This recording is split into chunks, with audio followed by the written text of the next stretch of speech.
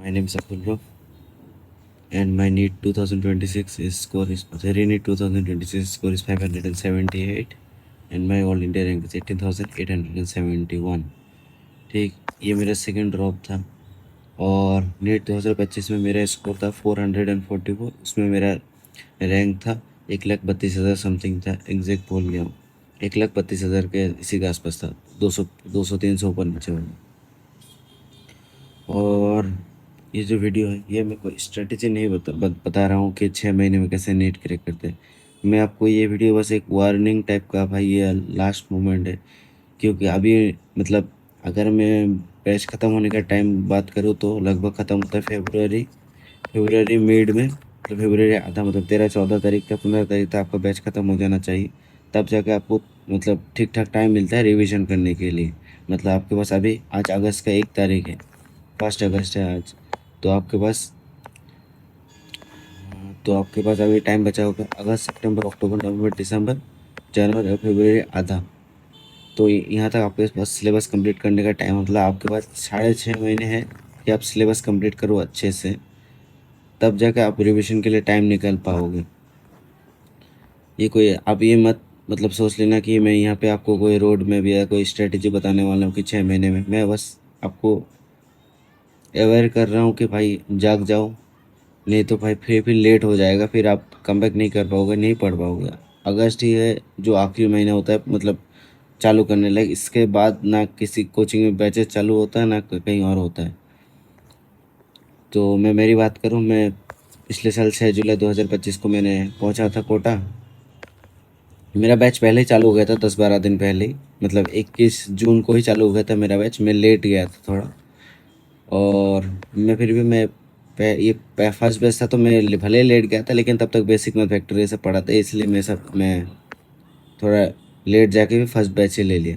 और मैं ऑनेस्टली बताऊं तो मैं 1 हफ्ता गया, क्योंकि 25 के बाद जब मैंने ड्रॉप लिया सेकंड ड्रॉप, तो जिन मेरे दोस्त को सिलेक्शन हो गया था तो मैं अकेला कोटा में ही था, मेरे पहचान वाले कोई नहीं थे। बहुत बुरा लग रहा था एकदम, किसी चीज़ में मन नहीं लग रहा था। तो पढ़ाई 7 से 8 दिन 1 हफ्ता तो बिल्कुल भी पढ़ाई नहीं हुआ। फिर मेरे जो जहाँ मैं हॉस्टल लिया था वहाँ के लोग धीरे धीरे पहचान होने लग गए थे, अच्छे से बात बात होने लग गया था, फिर एकदम सब कुछ अच्छा हो गया। तो लगभग 7 से 10 दिन में पढ़ाई ही नहीं कर पाया। 7 10 दिन के बाद ही कुछ जो पढ़ाई चालू हो गया था। तो मैं 6 जुलाई में अगर 10 दिन या 7 दिन जोड़ दूँ तो 15 दिन के आसपास हो जाते। तो मान लो मैं 15 16 या 20 जुलाई के आसपास से ही मैं पढ़ना लग गया था। तो आज अगस्त का 1 तारीख है, तो मैं आप लोगों से अगर आप आज तैयारी चालू करते हो तो मान लो मैं आपसे 10 15 दिन ही एडवांस था, बाकी पूरा टाइम सेम ही है। और आपका मई 2 तारीख 2027 को आपका नीट होने वाला है, नीट 2027 होने वाला है। तो आपके पास पढ़ने के लिए 6.5 महीना बचाओ, और उधर का फरवरी का आधा, फिर मार्च अप्रैल मई को तो नीट ही है, तो आपके पास लगभग 2.5 महीने रिवीजन और मेजर टेस्ट के लिए बचा होगा। अगर मैं इतने स्कोर और इतने रैंक से यहाँ तक पहुँच सकता हूँ एग्जैक्ट लगभग सेम ही टाइम में, तो आप भी कर सकते हो। If I can you can also do it. जो मेरे को यहाँ तक मतलब स्टार्टिंग में आपको बोल देना था, आपको अवेयर करने के लिए, भाई जाग जाओ, नहीं तो फिर लेट हो जाएगा। और अगस्त सितंबर अक्टूबर नवंबर दिसंबर जनवरी फरवरी आधा तक आपके पास सिलेबस कंप्लीट करने का टाइम है। मेरा सिलेबस कंप्लीट हो गया था 14 फरवरी को। 14 फरवरी को मेरा बैच पूरा खत्म हो गया था, और 15 फरवरी को मेरा आखिरी माइनर टेस्ट था, आखिरी माइनर टेस्ट। और 21 फरवरी से मेरा मेजर टेस्ट चालू हो गया था। जो एल एन के 1 2 3 4 5 6 7 5 6 ऐसे करके जो सिलेबस बटा हुआ रहता है। तो मेरा जो पहला पार्ट का सिलेबस था वो 21 तारीख को मेरा पहला टेस्ट था। अब जो सिचुएशन है एकदम डू और डाई वाला है, करो तो एकदम जी जान लगा के अच्छे से करो, नहीं तो अगर आप चालू नहीं किए तो छोड़ ही दो।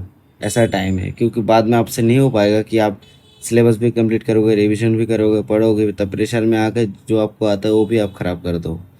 एक चीज़ और मैं ऑनेस्टली बोल देता हूँ, अगर आप अभी जीरो से चालू कर रहे हो तो बहुत आपको हार्ड वर्क करनी पड़ेगी, बहुत मतलब बहुत, क्योंकि 6.5 महीने में आपको सिलेबस कंप्लीट करना है, अच्छे से पढ़ना है। जो बच्चे जो नीट मई में दिए उनको पता था कि उनका नहीं होने वाला है, स्कोर ख़राब आया, ये कुछ नंबर से रह गए, तो लोग मई के 8 10 दिन 1 हफ्ता रेस्ट लेके फिर से पढ़ाई चालू कर दे। तो मई मई के सॉरी माय बैड सॉरी जून 21 तारीख को उन्होंने रीनीट दे दिया, तो मान लो उन्होंने पूरा जून रेस्ट ले ली, कोई दिक्कत नहीं, 8-10 दिन उधर रेस्ट ले ली, तो जुलाई से वो लोग पढ़ाई चालू कर दिए। जुलाई से वो लोग पढ़ाई चालू कर दिए, तो जुलाई वो लोग अब से 1 महीना आगे, 1 महीने में वो लोग बहुत सिलेबस आगे कर लिए। और कोचिंग वालों को भी पता है कि इस अगले साल के लिए टाइम कम मिल रहा है, क्योंकि 1 महीने 1.5 महीने इधर रीनीट के लिए खर्च हो गया, तो कोचिंग वाले भी थोड़ा फास्ट कराएंगे कि टाइम मैनेज हो जाए। तो वैसे भी आप लोग थोड़ा बहुत पीछे हो ही गए, तो जितना जल्दी हो सके चालू करो और अच्छे से पढ़ो। और अगर आप जीरो से पढ़ रहे हो तो आप 1 मिनट भी आप वेस्ट नहीं कर सकते हो। 6.5 महीने अच्छे से पढ़ो, सिलेबस कंप्लीट करो। और मैं कोटा की एक एक्सपीरियंस शेयर कर देता हूँ। मेरा सीनियर था, वो अपने फर्स्ट सेकंड ऐसा कुछ ड्रॉप में होगा, 2022 में कोटा में आया था, तब मैं 11th में था। वो लीडर बैच लिया था, और लीडर बैच का जो अगस्त वाला बैच होता है वो आखिरी बैच होता है, उसके बाद एल में कोई बैच नहीं होता। जो बैच अगस्त में चालू होता है वो ख़त्म होता है 31 मार्च, मतलब 31 मार्च को ख़त्म होता है। मतलब उसके पास एक मतलब पूरा एग्जैक्ट बोलो तो अप्रैल महीना ही होता है पढ़ने के लिए, रिविजन के लिए अप्रैल। तो मैं तो नीट आ जाता है। 1 महीने में एक स्टूडेंट क्या रिविजन करेगा, क्या नोट्स पढ़ेगा, क्या टॉपिक को संभालेगा, क्या एनालिसिस करने के बाद पढ़ेगा, 1 महीने में कुछ होता भी नहीं, एकदम ऑनेस्टली बोल रहा हूँ। तो अगर आप अभी जीरो में हो या आप कोचिंग जाना चालू कर दिए हो, तो आपको एक भी मिनट वेस्ट नहीं करना है, बहुत अच्छे से पढ़ना है। मतलब जितना आप जी जान लगा सकते हो ऐसे पढ़ना है। और जो अगर 1 महीना जो मैं अभी ये वाला जो सिचुएशन बताया था, 31 मार्च को बैच ख़त्म होता है, तो आपके पास अप्रैल 1 महीना 30 दिन ही बचा रहता है। तो आपको डिसाइड कर लो कि 1 महीने में क्या क्या आप कर सकते हो, क्या आप नहीं कर सकते हो। और अगर आप 400 500 तो इस नीट के लिए हिसाब से बहुत अच्छा स्कोर है। बहुत सारे बिहार यूपी के बहुत सारे स्टूडेंट जिनका कुछ ही नंबर से रह जाएगा, और 400 420 30 40 50 350 वाले को बोल रहा हूँ। जो ये वाला स्कोर है 350 से लेके 510 20 तक, जो ये वाला रेंज है 1-2 लाख 2.5 लाख के आसपास जो रहेंगे, इतना भी बुरा नहीं कि आप ये मतलब अगस्त से अब अगर चालू कर दो तो आप अच्छा नहीं कर सकते हो। आपका बेस बहुत अच्छा है, ठीक ठाक है, इसलिए आप 450 400 350 500 इसी के आसपास स्कोर, क्योंकि आपका बेस ठीक है, योर बेस इज़ गुड। तो आप अगर आप 6.5 से 7 महीने जो आपका सिलेबस कम्प्लीशन का टाइम है, अगर ये आप स्मार्टली यूज़ किए, तो आप नीट 2027 में आप बहुत अच्छा मतलब रैंक आप कर सकते हो, बहुत अच्छा इन द सेंस मेरे अकॉर्डिंग। आप अंडर 10 के आप इजीली आ सकते हो, एकदम इजीली आ सकते हो। स्टेट के टॉप कॉलेज आप आराम से टारगेट कर सकते हो। जो पेरिफेरल एम्स है, जो 6-7 हज़ार 8 हज़ार रैंक में भी मिल जाता है, वो पेरिफेरल एम्स आपको मिल जाएगा, स्टेट के टॉप कॉलेज आपको मिल जाएगा। तो आपके पास अभी भी वो अपॉर्चुनिटी है कि अगर आप मतलब एफर्ट मारे तो आप आराम से कर सकते हो। ये आपके ऊपर डिपेंड करता है कि आप कितना एफर्ट मारते हो।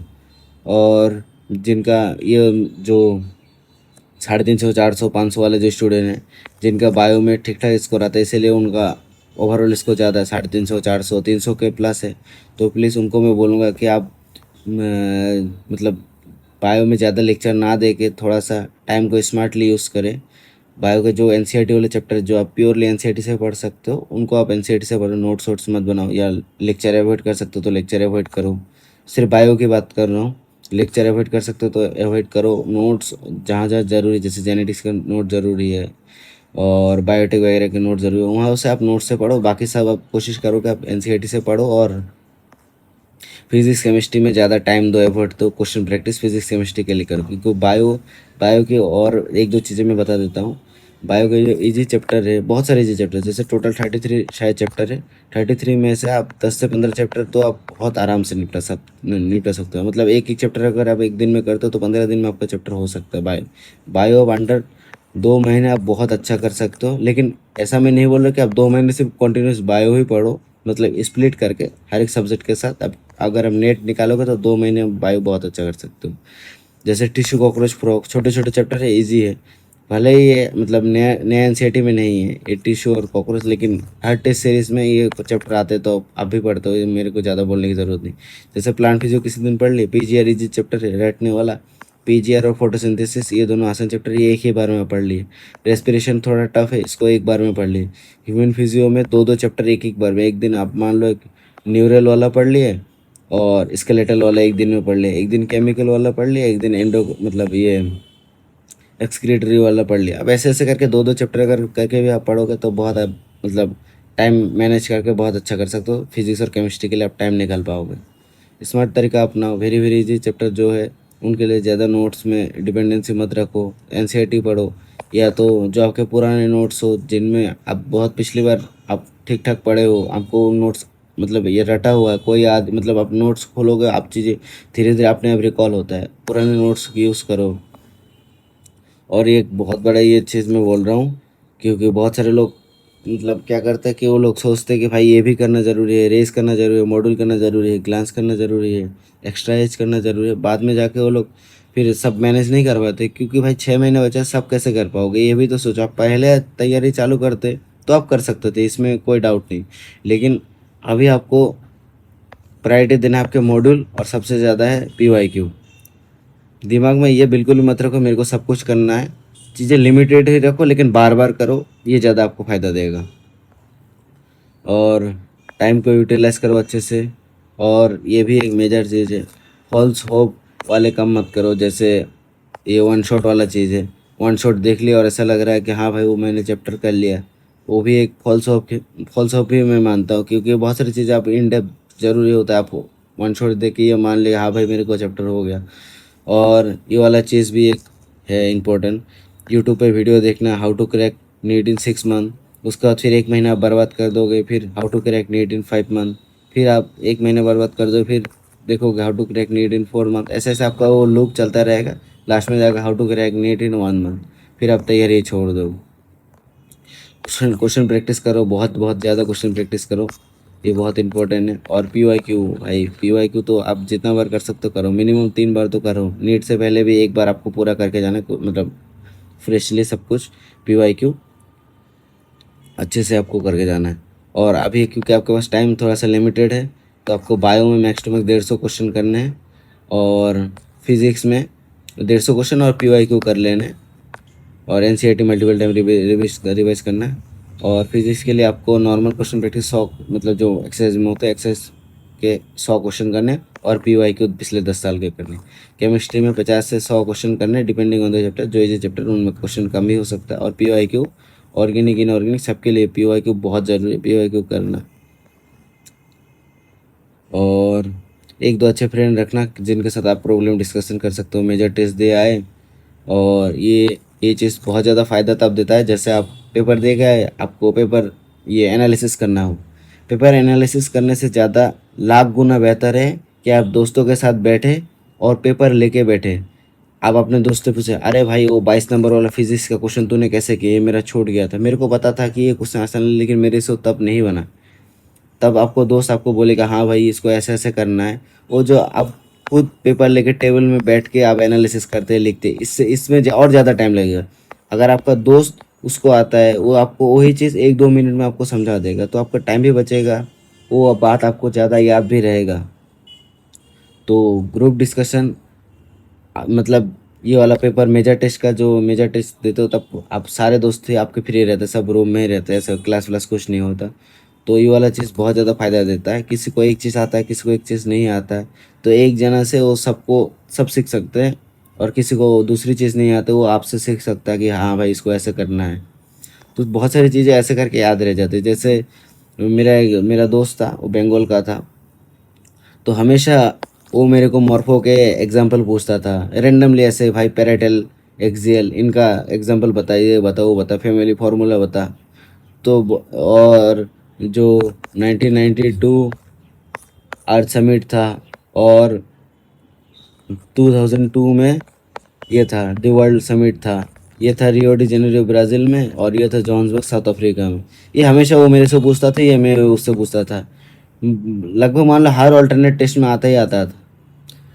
तो ऐसा ही है, तो उसका भी ऐसे करके बहुत सारे क्वेश्चन गलत नहीं होता था उसको, मतलब दोनों साइड से वो फायदा था।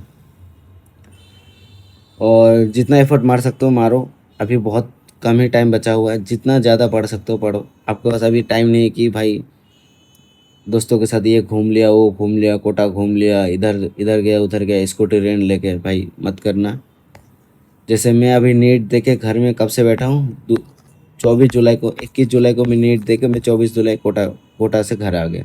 24 जुलाई से लेके अभी देखो कितना महीने, 1.5 महीने के लगभग हो गया मैं घर में हूँ। कुछ मेरे मैं पूरा दिन फ्री हूँ, पूरा दिन सुबह उठता हूँ, फ़ोन वोन चलाता हूँ, तो जिम में जाता हूँ आराम से, शाम को फुटबॉल खेलने जाता हूँ, पूरा दिन भर सोता हूँ, मूवी देखता हूँ, फ़ोन चलाता हूँ। इतना फ्री हूँ मैं, मतलब बोरिंग लगने लग जाती है। बिलीव करो, अगर एक बार सिलेक्शन हो जाए, वो कॉलेज जाना वो सब बात की बात है। आपको जो घूमने का या मतलब मौज करने का जो ये वाला जो टाइम मिलेगा, गैप काउंसलिंग तक या काउंसलिंग के बाद आपको कॉलेज एडमिशन तक, बहुत ज़्यादा ले मतलब 2 महीने का आपको छुट्टी मिल जाएगी। इतना आप घूम सकते हो, मैं बोल ही नहीं सकता। तो प्लीज़ अभी पढ़ लो, बाद में घूम लेना। ये सब हरकतें मत करना, और बिलीव इन योरसेल्फ, ये बहुत ज़्यादा ज़रूरी है।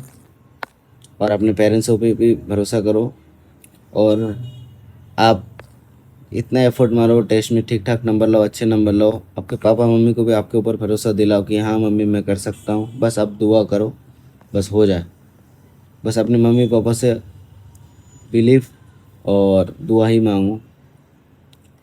और मैं मेरी बात करूँ तो मेरे टेस्ट में चाहे नंबर कम आए या ज़्यादा है, पेरेंट्स है तो उनको थोड़ा बहुत टेंशन तो रहेगी, नंबर घट गया, लेकिन मैं फिर भी मेरे मम्मी पापा को बता देता था कि टेंशन मत करना, बिल्कुल भी टेंशन मत करना, मैं अगले टेस्ट में नंबर लाऊंगा। भरोसा दिलाओ कि मैं कर सकता हूँ। और कोई भी चैप्टर को स्किप मत करना। टाइम कम है, इसका मतलब ये नहीं कि आप चैप्टर को उड़ा के दूसरे चैप्टर में चले जाओ, ये छोड़, बिल्कुल भी छोड़ दो। क्योंकि सिलेबस, नीट के सिलेबस में पूरा आपको पूरा सिलेबस, एक भी चीज़ें नहीं छोड़नी, सिलेबस पूरा करके आपको पेपर देने जाना। क्योंकि अगर टफ चैप्टर है जिनको आपने छोड़ के चला गया, तो वहाँ से आपका इजी क्वेश्चन भी तो बन सकता है। और अगर आप टफ क्वेश्चन मतलब टफ चैप्टर समझ के आप इजी मतलब वो कोई चैप्टर ही छोड़ दे और इजी क्वेश्चन आ गया, तो आप उस क्वेश्चन को या तो छोड़ दोगे या तो गलत करके आओगे, क्योंकि आप पढ़ के नहीं गए। तो इजी क्वेश्चन गलत होने पर या छोड़ने पर आपका रैंक बहुत गिरेगा।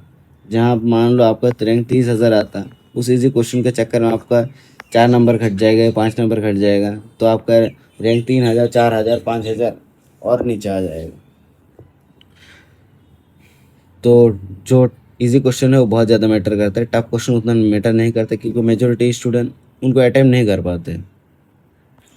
तो तो टफ क्वेश्चन की भी बात कर दे, मैंने इजी क्वेश्चन की भी बात कर दी। आपको चीज़ें अवॉइड नहीं करनी है, आलतू फालतू चीज़ों में नहीं पढ़नी है बिल्कुल भी। लड़ाई झगड़े, इधर गलियों में फाइट, ये गली फाइट, उसके बाद दोस्तों का गैंग इधर उधर, इस मतलब मैंने कोरल पार्क में पिछले साल 2-3 लड़ाई तो देखा ही है। और एकदम नॉर्मल लड़ाई नहीं, एकदम बवाल वाला लड़ाई, माथाफोड़ वाला। तो इन सब चीज़ों में नहीं पढ़ना। क्या जाना क्या आना, आपका सिलेक्शन हो जाए, कोटा छोड़ के आओगे, घर में रहोगे अपने मम्मी पापा के साथ, बस 1 साल के लिए गए हो या 6-7 महीने 8 महीने के लिए गए हो, सब मुँह मायने से दूर रहो, बस पढ़ो और निकलो। अपने दोस्त बनो, 1-2 दोस्त बनो, उनके साथ घूमो फिरो, अच्छे से बात करो, चाय पियो दोस्त। शाम हो गया, आराम से जो पार्क वार्क रहते हैं आराम से बैठो, बातें करो, डिस्कस करो। सिलेक्शन हो जाएगा, ये सब चीज़ें आप भूल जाओगे, उतना ज़्यादा मैटर नहीं करता है, ये सब चीज़ों में नहीं पढ़ना। मैंने अगस्त में 2 मॉक टेस्ट दिए थे, मतलब माइनर टेस्ट जब अगस्त में चल रहा था। मैं दोनों के ही आपको टेस्ट के स्कोर दिखा देता हूँ कितने थे। ये था जुलाई में मेरा पहला टेस्ट, अगस्त में मेरा 2 टेस्ट था। ये 7 तारीख को था, 31 तारीख को था। जुलाई में दो जो टेस्ट हुआ तो मैंने दोनों का स्कोर है, एक में था 583 और एक में था 546। उनके मतलब जो स्प्लिट स्कोर थे उसमें भी दिखा देता हूँ। जिसमें 583 आया था। अगस्त में 2 टेस्ट थे, फिजिक्स में था 119, केमिस्ट्री में था 148, बायो में था 316। और अगस्त में जो दूसरा टेस्ट हुआ अगस्त में, उसमें था 546, फिजिक्स में था 116, केमिस्ट्री में था 152, फिर बायो में था 278। बस मेरे को जो जो बोलना था मैं एकदम ऑनेस्टली सब कुछ बोल दिया। डेट्स इट भाई लोग। जो जो आपका डाउट है आप कमेंट कर देना, कोई भी डाउट हो, डाउट कमेंट पे लिख देना। और मैं जितना सारा वीडियो अभी तक बनाया हूँ, एक वीडियो में भी नहीं बोला कि भाई लाइक कर देना या शेयर कर देना, सब्सक्राइब कर देना। मैं बस बोला हूँ कि कमेंट कर देना। बस इस वीडियो को बोल रहा हूँ कि बस इस वीडियो को शेयर कर देना कि आपके दूसरे दोस्तों को कोई हेल्प हो जाए जो इस सिचुएशन में फंसा हुआ है। That's it, thank you.